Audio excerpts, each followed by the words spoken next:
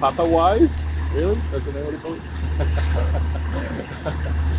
I'll tell you, some of the humor on the names doesn't get lost when we're driving in and some of the billboards. It's like, wow, we've enjoyed seeing billboards along this journey. My name is Aron Chang. I'm class of '05, and my pronouns are he, him. And we are currently on the banks of the Mississippi River and in an area, kind of park space, that's known locally as the Fly. Yeah, sure.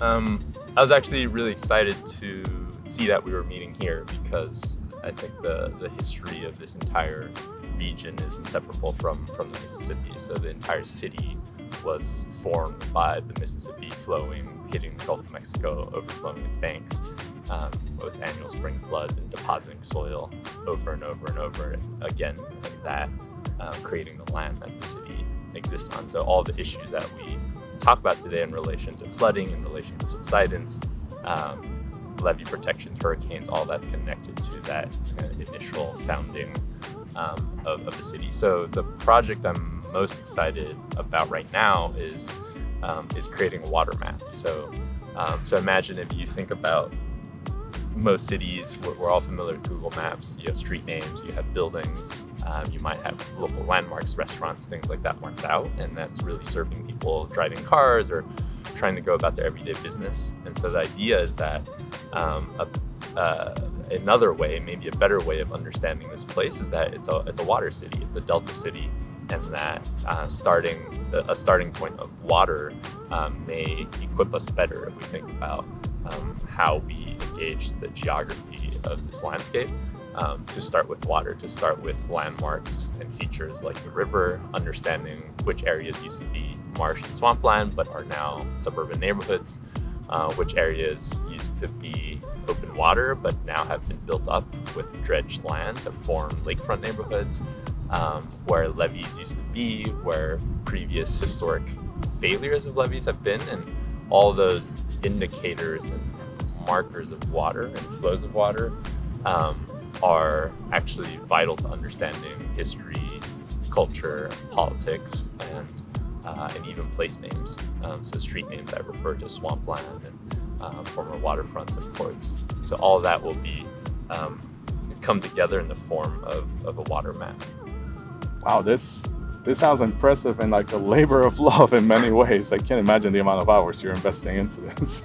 Yeah, it's exciting. It's been a couple of years in the making, and I'm part of a team of graphic designers and researchers and different people that have been part of this kind of larger project of understanding this space through the lens of water.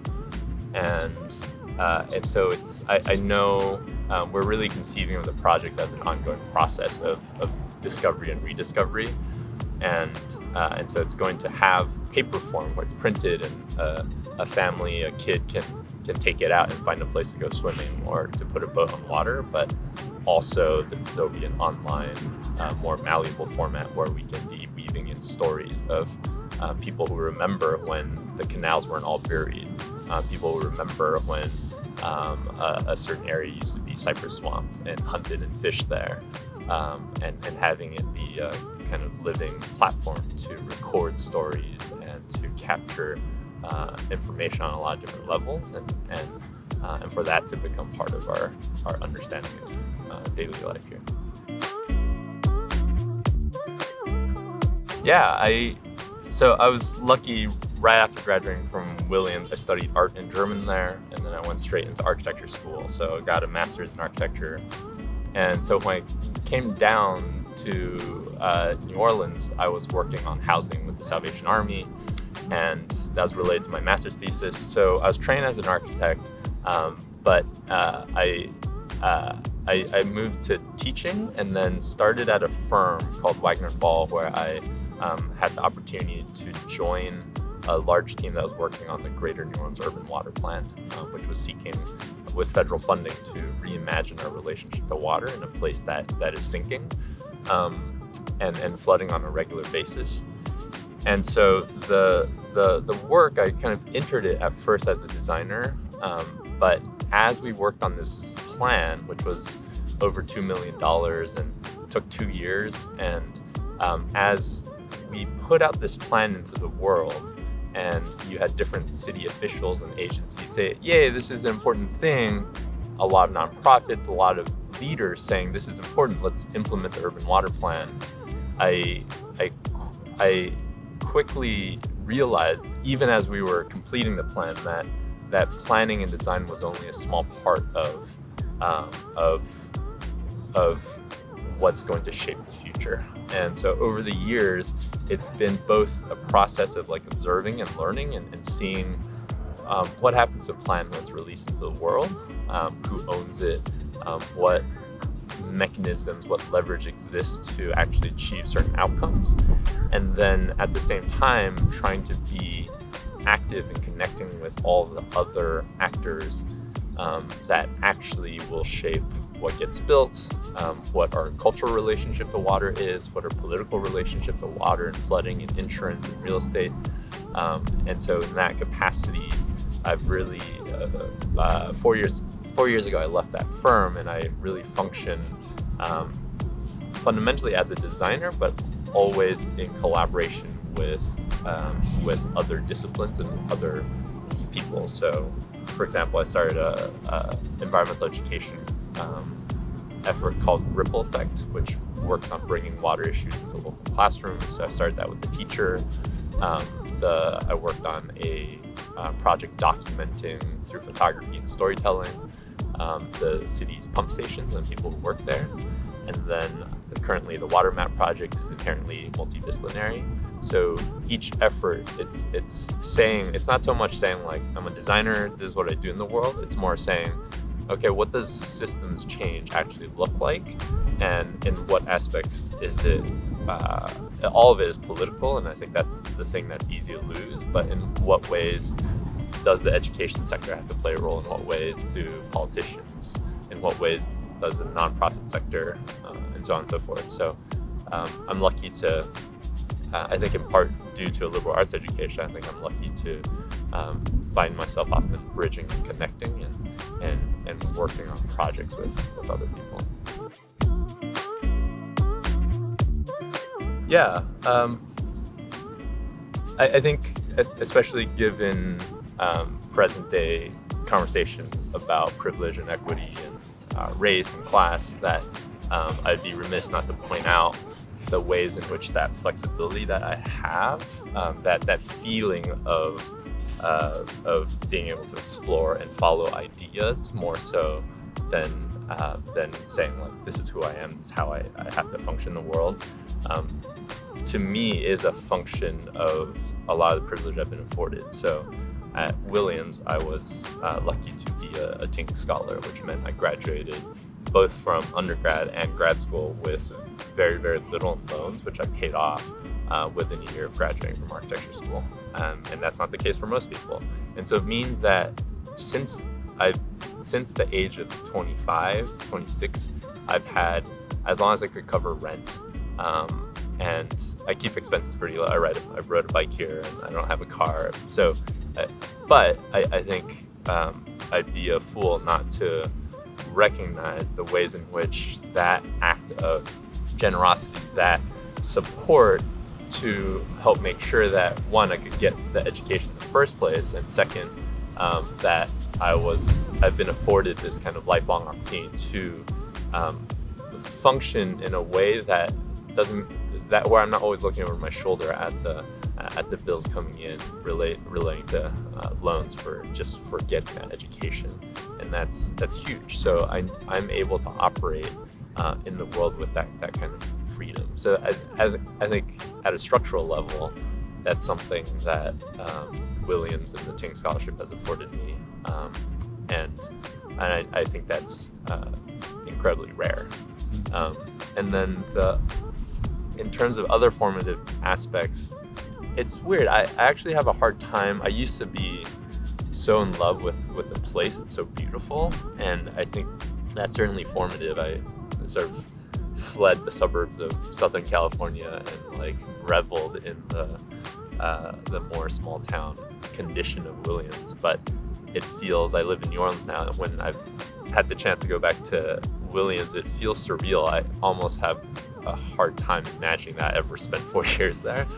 But I think a couple of things that are formative. I think there are lessons from professors that have never left me. So like Ed Epping was a drawing professor of mine. The first drawing 101 or 100, I forget what it is, talking about when you've come to giving assignments like make 100 drawings in a week, things like that, and saying things like when you've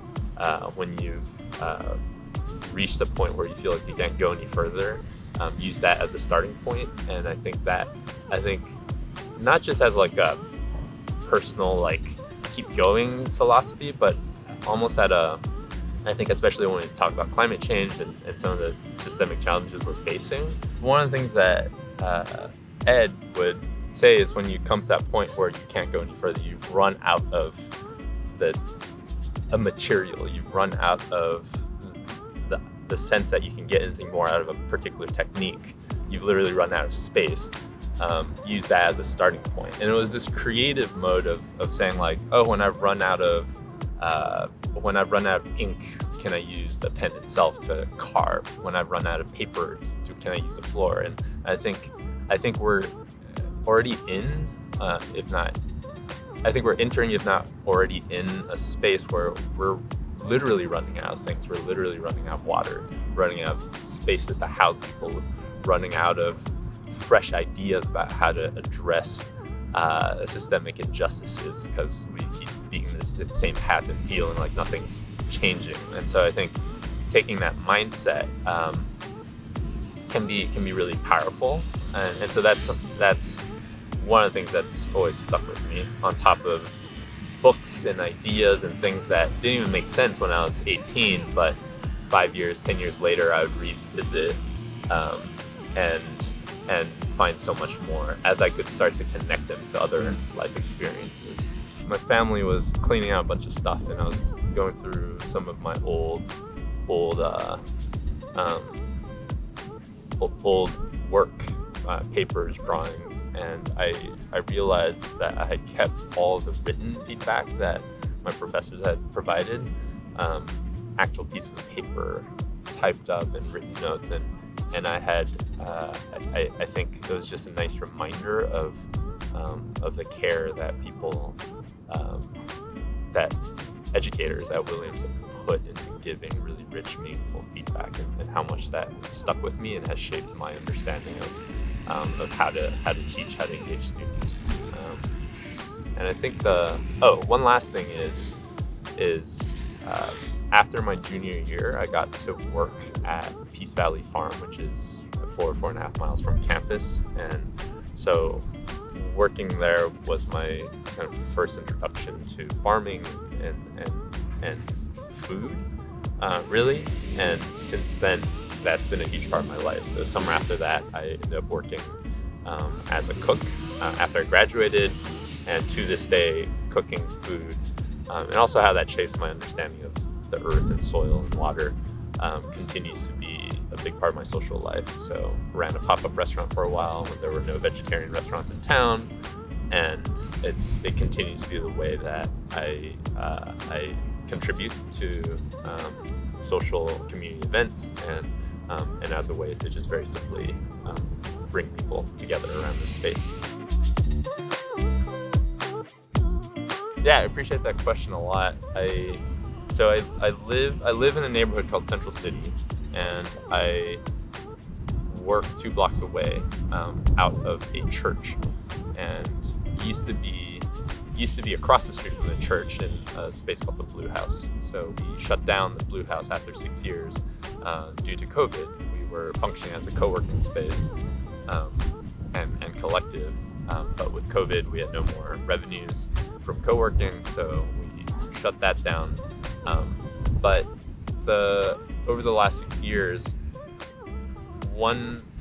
I talked about the privilege afforded me by Williams and so many other entities and people over the years, and I think one of the ways in which I've been able to connect that to an idea of community is simply trying to recognize, along with the people around me, recognize what do I have, what is the privilege and the resources and experiences that I've been given, and how can that actually be of service for to those people around me. So not just in the kind of like bigger projects I'm tackling, but on the very basic level, what am I contributing to the space that I live in, and so I think some of the ways in which we worked on that was every Thursday we opened our doors at the Blue House. We opened our doors and served coffee and bread, and it was open to the public, and we would invite different people. So the mayor of the city, public defenders, artists, filmmakers, different people, writers. They would come in and they would sit, and it was a chance for people to connect and sit back for an hour on a weekday and connect with other people, connect with big ideas, share coffee and bread, and just have that be a resource for neighborhood kids, for seniors, for people interested in that issue. And then at the same time, I've also helped organize a series of events called Dinner and Design Workshops. So again, food. I'd make dinner, and then I'd connect with my network of friends who work in design, people who work in tech, people who have access to computers and know how to code and know how to use Adobe Illustrator. And we would connect with nonprofits, activists, small businesses that typically don't have access to design services, and we'd come together into a shared space, eat dinner, and then pair technologists and designers with an activist group or nonprofit that sit down and work through a very specific need. I need a business card, I need a new website, or I need to work on a design of a garden. And we would do that over the course of an hour and a half. And so you'd walk away. So it's pretty simple stuff, but just recognizing I have skills, I have a computer, I have a printer that a parent in the neighborhood can pop over and print something for their kid. I have a space where a neighborhood kid can drop in and just work on art. It's air conditioned, it's semi-supervised on a hot summer day when everything else is closed. Public pools have been closed, for example, this summer. And just always being cognizant of the things that I might take for granted might be put in service of the people that are around me. And so when COVID hit, I think we were the beneficiaries of that kind of attitude, where the pastor across the street said, "Oh, you guys need a place to move to? Come into our sanctuary, and we're not holding services yet, so come into our space." And since then, we've developed a really strong partnership where we're sharing space with the church. And so I think that's like one of the ways in which I think about community is at that hyper local, that immediate level of day-to-day interaction. What do your neighbors see? What do you see? And what does it mean for you to be sharing a street, sharing a neighborhood, sharing space together? I mean, it seems like there's a lot in what you mentioned that brings you joy, but what brings you joy, if I'm asking directly? What brings me joy? Playing basketball. I think I still try to play at least once a week, and it's actually I've never like played officially on teams or anything like that, but it's something I'm sure people who play football or soccer, other sports, the fact that you can go anywhere in the world. I've played basketball with complete strangers in pretty much every country I've ever been to, and here I think there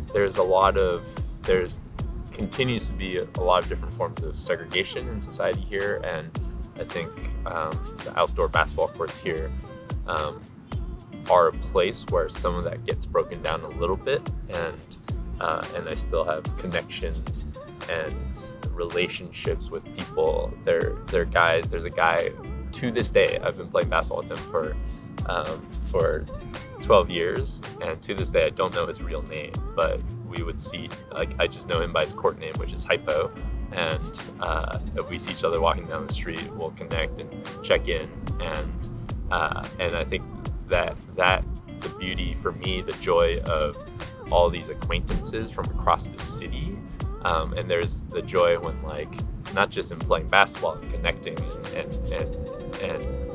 and arguing and talking trash, but also when you're in the rest of the city and you're that recognition when you're like, oh, you know somebody from basketball at the grocery store, just random chance encounters. So it helps me to feel I'm not from here. And I think there's, for anyone that's been in New Orleans or talks about New Orleans, there's always this dialogue and rhetoric around transplants and our impact and what it means to be from New Orleans. And so I'm not from here. I've lived here for over 12 years, but like nobody would recognize me as a New Orleanian, and I'd probably have to live here for the next 50 years for that to even be the case, or it probably won't ever be the case. But basketball, in just a very simple way that brings a lot of joy on so many levels, helps me feel more connected to the city, outdoor spaces, public space, and also a lot of different kinds of people. And then the weird thing is that even though summers are brutally hot, more people play outdoors. It might be like perfect in January, it might be 70 degrees and there might not be anyone out there on a Sunday morning, but like come here in July, August, it'll be 95 degrees. You have to wring your shirt out after playing, and there will be 20 people on the court waiting to play. It's the most insane thing. And like halfway through the game, you look like you're moving through molasses because everyone is literally dying because it's so hot. But it's part of the basketball culture here that I don't really understand, but I kind of love. It's part of the beauty of summer. I think maybe it's that there's like very little else going on. There's no festivals, there's no school, so for a certain segment of the population, basketball every day is it.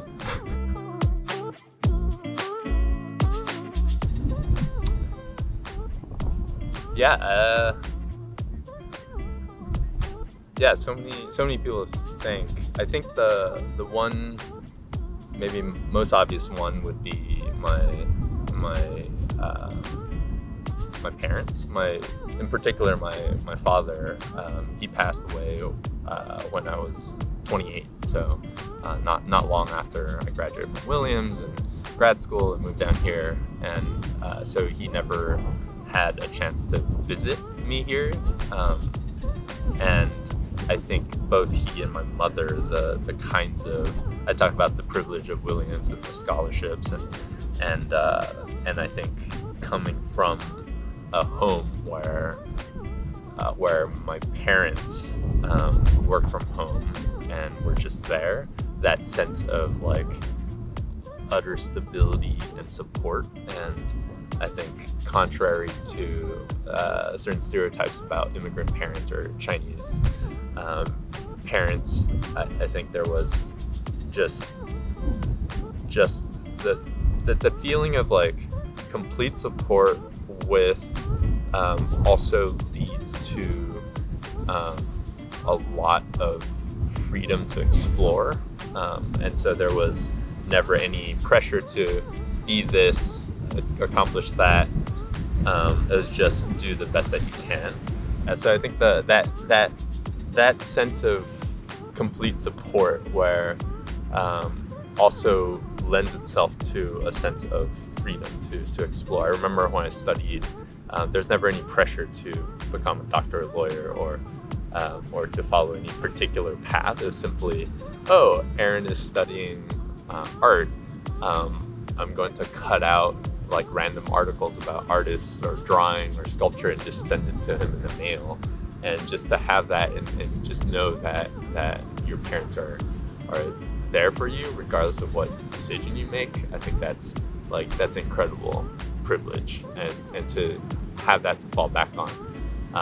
And so I think the letter would be very much to my parents and my father, who I think was a driving force in the family in terms of how we think about education, how we think about music, and also just how he went about his day-to-day life, and almost 100%, not almost 100% in service of the family and of the kids. That's very special, and and important to hear, and thank you for sharing that moment, because obviously for you it seems like there have been this sort of support systems that you're acknowledging through your family, through your experience at Williams, but then also you've sort of been feeding your soul in many ways, and being able to then also at least you're sharing this back in different ways to others, whether that's through your joy in playing basketball with a stranger, but also through the work that you're doing. And so it's inspiring for us as we do this journey to hear and to try to lend more space to this type of platform in many ways for folks to understand the different ways in which, especially young alumni and current students, can see different ways in which they can engage with the world. We're really grateful for the time you've shared with us this morning. We do leave a last question that's very open as to, is there anything else you'd like to share with Ephs, whether it's any advice or anyone watching this interview in the coming months? Anything that stands out to you? Just very much an open blank question. I think just following, can I say two things? You can say more. I just follow up on the last thing you said, and which is that in a way, being able to have a little bit of perspective on what I've been afforded in terms of support networks, in terms of financial, social support and stability, the opportunity to explore it, really, it simplifies for me like how I try to engage community, work with young people, what I try to do when I'm teaching, how I think about opportunity. And because I think about what it takes to give a young person that sense of like, oh, I can explore, I can try different things, I can fail, and if we think about that economically, what forms of stress can you take away? What forms of resources can you lend to somebody's existence? And in what ways can you create a condition where somebody feels like they can really tackle big ideas and not feel constrained by this or that?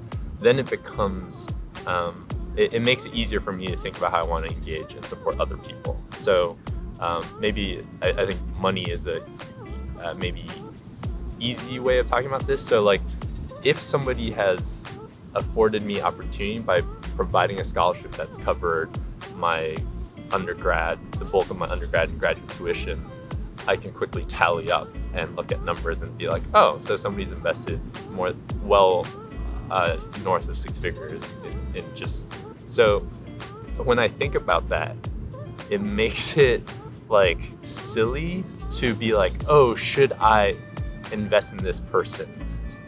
Should I try to help this person get a computer or be able to go study abroad or do X, Y, and Z? It's so like, it becomes really easy to, when I compare the things I'm trying to get myself or to get the people around me, the other people that share in the privilege that I have, to contribute something, not just as a donation, but like, what am I trying to achieve for this human in terms of supports and resources?